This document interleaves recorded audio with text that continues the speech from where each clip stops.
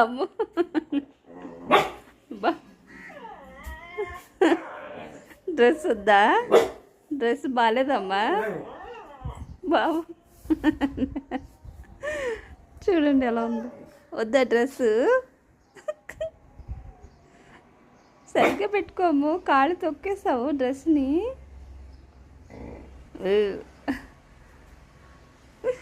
Loose అయిపోయిందంటే friends dress చూడండి ఎలా ఉందో పాపు.